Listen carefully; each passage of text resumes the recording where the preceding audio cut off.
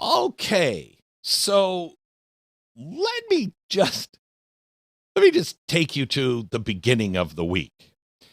The beginning of the week, Barack Obama is on a podcast, and he's asked, "Are aliens real?" And he says, "They're real, but I haven't seen them, and they're not being kept in, what is it, Area 51. Okay.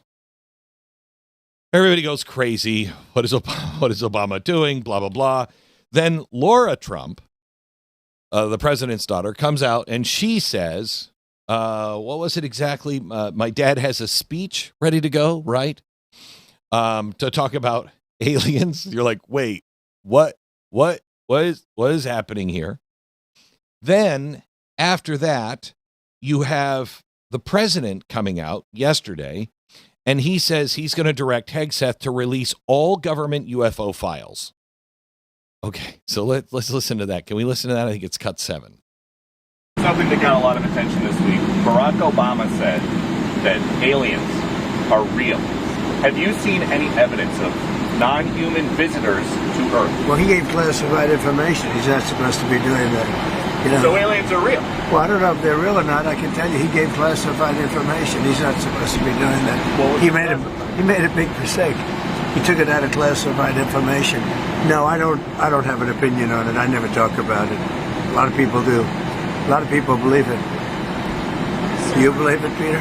Well, the president can declassify anything that he wants to, well, so if maybe you want I'll to get make him out an of trouble. announcement. I may get him out of trouble by declassifying. We know illegal aliens are real. Yeah, illegal. Only illegals. Wait. This is crazy. You wouldn't be breaking the classified information rule if you were saying they didn't exist and they didn't exist. That's not classified information. Why would you classify that they didn't exist? Okay. So he violated classified information. I don't know what that means. And so then he says, yeah, I just might release all of the government files. Now, he says he might do a lot of things on things like this, and, who knows. But let me just take you back a couple of weeks, shall I? There was a story in the New York Post, and I don't even know, it was in our show prep, and I don't even know if we got to it. But I thought it was important enough to include it in our show prep at the time so you could read it. The bank, this came out January 24th. The Bank of England has been advised to create a plan for the inevitable financial chaos that will result if and when world governments disclose the existence of aliens.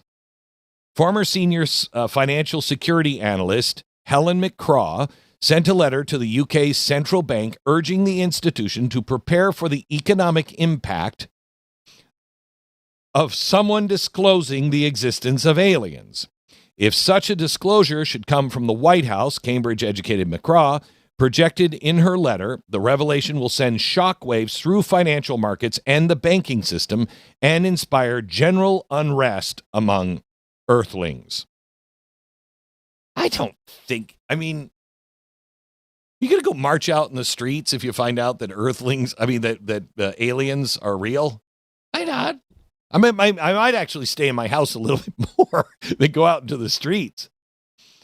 In the documentary Age of Disclosure, physicist UFO researcher revealed that George H.W. Bush administration convened experts in the alien field in the early 2000s, tasked them with figuring out the positive and negatives of revealing that mankind is not alone in the universe. The group weighed the impact on 60 different aspects of human culture, including religion and the stock market, and determined the negative fallout of public disclosure outweighed the benefits for population at large. Are we really that fragile? Jason, would you weigh in on this? Do you really think we're that fragile on this? That we would fall apart? I mean, my faith is not so fragile that I find out that there's, aliens, that I'm going to lose my faith and stop going to church. That wouldn't make any sense at all to me. And I'm going to pull my money out of the stock market because we have evidence that aliens are real. What sense does that make? I think there's a couple of different things. Like, did you ever see that movie Contact with Jodie Foster back in like the early 90s? Yes, loved it. It was really good, and I don't know if you remember. There were like fringe, religious groups that were coming out like in the movie. I thought that was kind of very, I don't know, similar to how it would be today. But I think the biggest thing, the big people that are within the disclosure movement were within the entire thing. You see these on some of the documentaries. Some of the guys that used to be part of the program. There was this one guy that said the biggest worry was that if they come out and confirm everything now was economic. And he went further into it. And he said, well, what happens when a lot of these competing companies, they suddenly found out that some of the technology was based off of recovered craft, and it was lent or given over to, let's just say, Comcast. Let's just throw that out there as an example. But all the other telecommunication companies. I mean, come on, man. Really? We're like, we've got this alien technology. Who do we give it to? Let's give it to the cable company. I mean, what? Another one, Fisher Price. We give it over to Fisher Price, and let's have them create the best toys ever. Right. But then Mattel is like, whoa. We didn't get any of that cool new toy tech. Like, what is going on here? We deserve basically reparations, or we deserve compensation for everything that they got and gave them an advantage for. That is the scenario that they are the most worried about as far as economic. Trillions and trillions of dollars that would now go up for grabs for them to fight over for. And it would happen globally, internationally. That is the biggest thing when you think about fragility that they're thinking about. Yeah, go ahead, Ricky. Ricky wants I think you're abnormal. I think the fact that you're not worried. I mean, you've seen the Alien movies. It never ends well for the humans. Right. And the fact that you're not Neither worried does AI. makes you abnormal. People like me, I actually have nightmares about aliens invading Earth. Am I alone here? Yeah, I'm serious. You are alone. If I hear that aliens are touching down or they're trying to contact, I'm finding your bunker in Idaho, and I'm locking down. Really? I think that's really. Why? How are you not afraid? Well, because what are you going to do about it? So you're just gonna hang it up and not fight the aliens? No. If I hear that aliens are on the other side of the moon and they're mounting an invasion, then I'm worried. But if we find out that aliens landed on Earth in 1956 and they died and we have their bodies someplace, okay, well, we know those are real. Now, if they say, and by the way, they're shapeshifters and they might be among us, then I freak out. Are you talking about Nancy Pelosi? Yes, I am. I mean, then I freak out. But if it's just that we know that aliens exist, okay, I mean, I'm not surprised by that.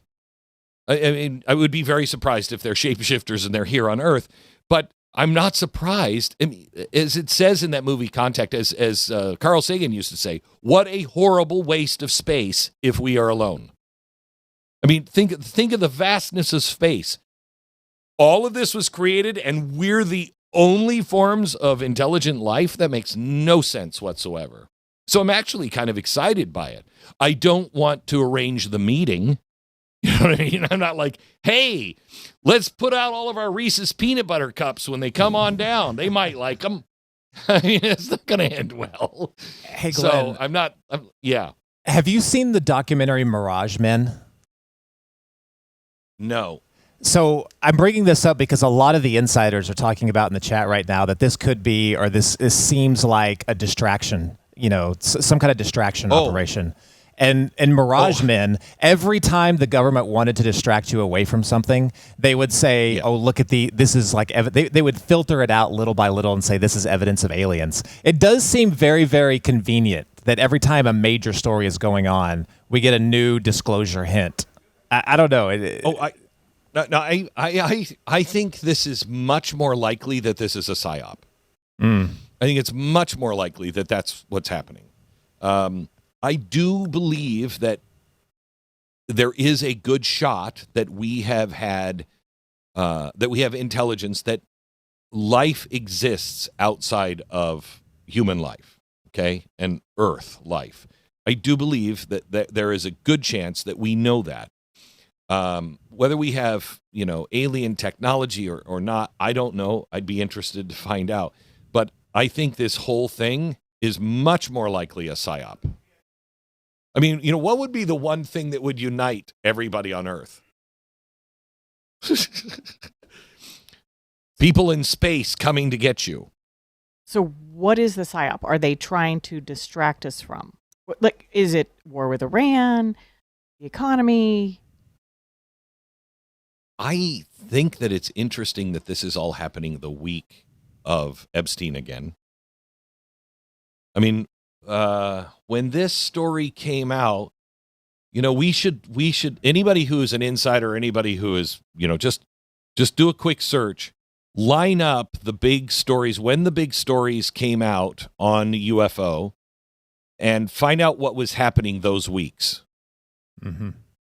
And line up the big stories and see if there's any correlation to big stories that came out those weeks. For instance, I mean, if you start to find 60% of them also coincide with Epstein things, I think you have your answer on your psyop. But that should be easy to check. Run that through. Get that to me. 888-727-BECK. Isn't that weird? You'd never be able to do that a year ago. I mean, the access to information that we have now is so incredible. You can do anything. And I don't think people really understand. I don't think they appreciate the time that we live in right now. Quick, enjoy it because, as I said, I think I said this off the air earlier, so maybe I shouldn't say it on the air, but we all know that Elon Musk is going to turn out to be the Antichrist at some point. But until that time, it's kind of cool to see everything that's happening, right?